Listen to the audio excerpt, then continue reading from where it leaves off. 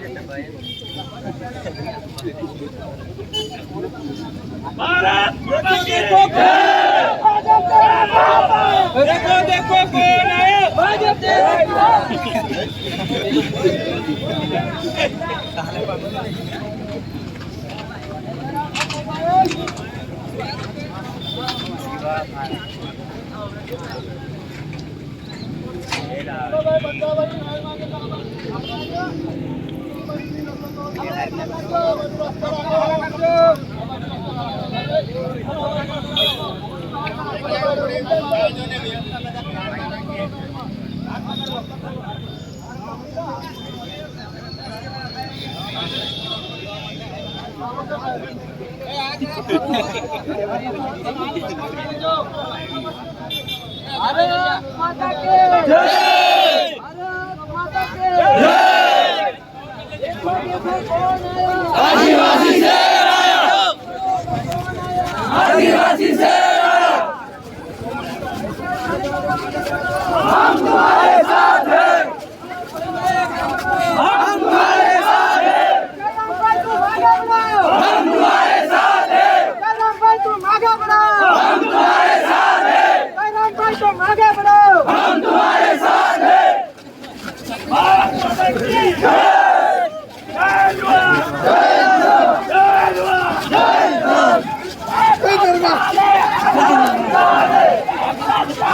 आदिवासी साथ है, जय जय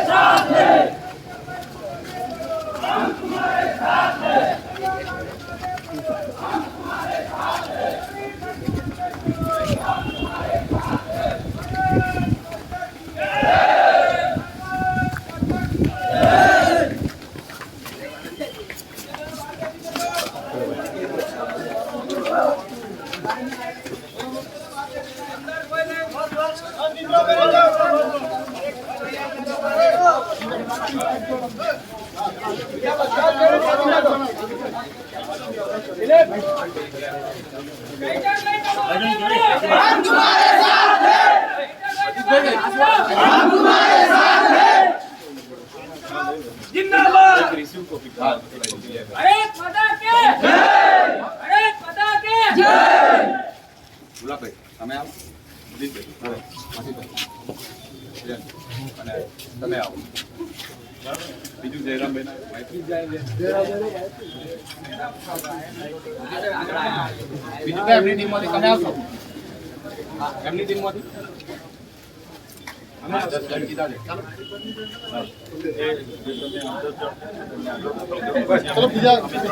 ચલો બીજા સાઈડમાં માંથી આવ્યો આઈ જાઓ તમારે બસ ઓકે બસ આટલા આ 8 જણ બીજા સાઈડમાં સાઈડમાં આવી જાય સાઈડમાં ઉપર જો તમારા વતી રજૂઆત કરવા જઈએ છીએ ત્યાં સુધી બધા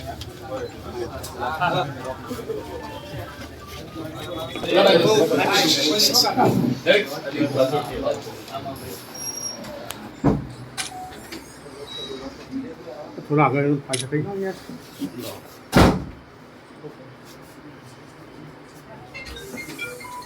ઓકે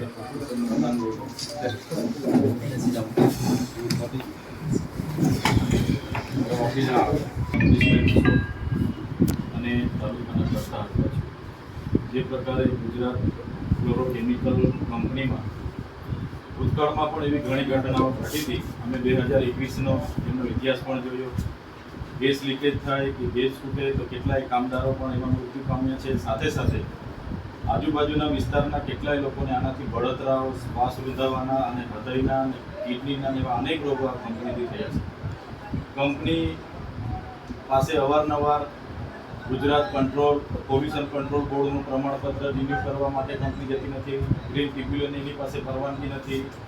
અને જે પ્રકારનું ગેસ અને એમાંથી જે કેમિકલયુક્ત પ્રવાહી જે લોકો કાઢે છે અને જમીનમાં ઉતારે છે, એના લીધે આ વિસ્તારના ભૂગર્ભ જળ પણ દૂષિત થયેલા છે.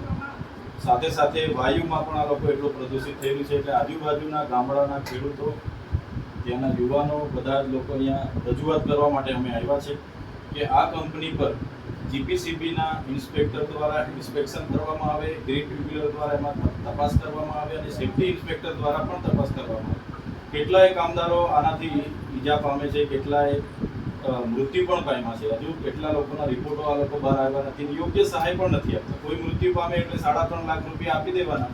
એટલે જેટલા લોકો મૃત્યુ પામે છે એવી ઘટનાઓ ઘટે ત્યારે પણ એમના પર માનવવધનો ફરિયાદ થાય એ પણ આપણે આવનારા દિવસોમાં કરવું પડશે. એટલે અહીંની જનતા વતી અમે રજૂઆત કરવા માટે આવ્યા છે.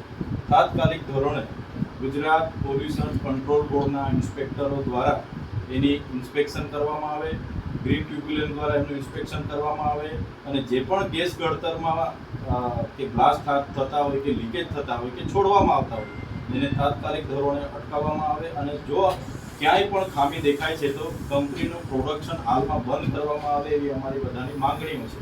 એટલે આપ અહીંના મેજિસ્ટ્રેટ છો, તમારા પર આશાન અપેક્ષા રાખીએ છીએ કે આવનારા દિવસોમાં એમાં તટસ્થ તપાસ થાય. બીજું સાહેબ શ્રી, તમને અમે ધ્યાન દોરવા માંગીએ છીએ, આ પેસા એક વિસ્તાર છે, શિડ્યુલ 5 વિસ્તાર છે અને અહીં જે કંપની આવી છે, ચાલો કોઈ વાંધો નહીં, જે તે વખતે જમીનો આપી 85% રોજગારી સ્થાનિકોને મળશે, બધા શરતોને આધીન એમને જમીનો આપી છે. જ્યારે અમારા લોકો એમને પૂછવા જાય છે કે ગેસ કેમ લીકેજ થાય છે, ત્યારે યોગ્ય જવાબ આપવાના બદલે મેનેજમેન્ટ ઉપરથી દબાણ લાવીને કેટલાક પોલીસ અધિકારીઓને કે કેટલાક વહીવટી તંત્રને સાથે રાખીને હવે આ લોકોએ ખાલી સ્પષ્ટતા માંગી હતી કે તમે અમને સ્પષ્ટતા કરી આપો જેથી કરીને અમને સંતોષ થાય. આ ગેસ કેમ લીકેજ કરવામાં આવે છે જેના કારણે માણસોને તકલીફ છે. તો તાત્કાલિક ધોરણે પોલીસ વિભાગે તમારા પરથી પરવાનગી માંગી લીધી અને લાઠીચાર્જ કર્યો. એ ખૂબ જ દુઃખદ ઘટના છે. અહીંયા કોઈ અમાન્ય કૃત્ય નહોતું થવાનું કે કોઈ નક્સલી પ્રવૃત્તિઓ નહોતી થવાની, તો બી રોડ પર જવાવાળા લોકોને પણ લાઠીચાર્જ કર્યો, જે ખૂબ જ દુઃખદ બાબત છે. જો એ બાબતને લઈને અમારા લોકો સાથે જે અન્યાય થયો છે જેમાં ન્યાય અમને સંતોષકારક ન્યાય નહીં મળશે. અમારા લોકો કેટલા જેલમાં છે, હજુ 200 જણને શોધે છે, કેટલાય લોકોની ગાડીઓ જમા લઈ લીધી છે. તો આવી જ રીતના જો ચાલશે, આજે તો અમે એક ધારાસભ્ય તરીકે, એમના પ્રતિનિધિ તરીકે સામાજિક રીતે તમને વિનંતી કરવા માટે આવ્યા છે. અમે સંવિધાનમાં માનીએ છીએ, દેશના નીતિ નિયમો, કાયદો વ્યવસ્થામાં માનીએ છીએ.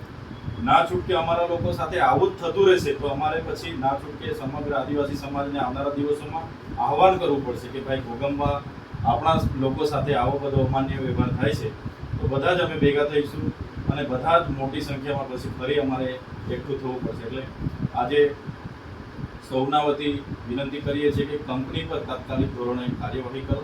અમારા લોકો પર જે લાઠીચાર્જો કરીને હાલમાં પણ કેટલાક લોકોને પોલીસ જાણે કે કોઈનું ખૂન કરી દીધું હશે, કોઈએ નક્સલવાદની પ્રવૃત્તિ કરી હશે, કોઈ રાતદ્રોહની પ્રવૃત્તિ કરી હશે, સરકાર પાડી દેવાની પ્રવૃત્તિ કરી હશે, એવી પોલીસે ઘરે ઘરે રાતે હોદે છે. એટલે એમાં પણ તમે મેજિસ્ટ્રેટ તરીકે એમને ધ્યાન દોરો એ અમારો વિનંતી છે. સમાજમાં આ ઘટનાને લઈને એક ડર પણ છે, ભય પણ છે અને લોકોમાં છૂપો આક્રોશ પણ છે. એટલે તમે મેજિસ્ટ્રેટ છો, કાયદો વ્યવસ્થા જળવાય એ તકેદારીના ભાગરૂપે તમારે પોલીસ તંત્રને અને જે કંઈ હશે એમને અહીંના સામાજિક આગેવાનો સાથે સંકલન કરીને ન્યાયિક રીતે જે પણ કાર્યવાહી કરવાની થતી હશે એ આપના થકી થાય એવી અપેક્ષા રાખીએ છીએ. આપને પણ આવેદનપત્ર આપ્યું છે, માનનીય મુખ્યમંત્રીને પણ મોકલવાના છે, રાજ્યપાલને પણ અને ગુજરાત પોલ્યુશન કંટ્રોલ બોર્ડને પણ અમે લખીએ છીએ, ગ્રીન ટ્રિબ્યુનલને પણ અમે મોકલવાના છે, પર્યાવરણ વિભાગને પણ ધ્યાન દોરવાના છે કે આ કંપનીમાં તપાસ થાય. તો ધન્યવાદ મેડમ, આ જ રજૂઆત લઈને તમારી પાસે આવ્યા છે. સારું. હા ચાલો આપણે બહાર આવી જાઓ. ચાલો આપણે બહાર આવી જાઓ.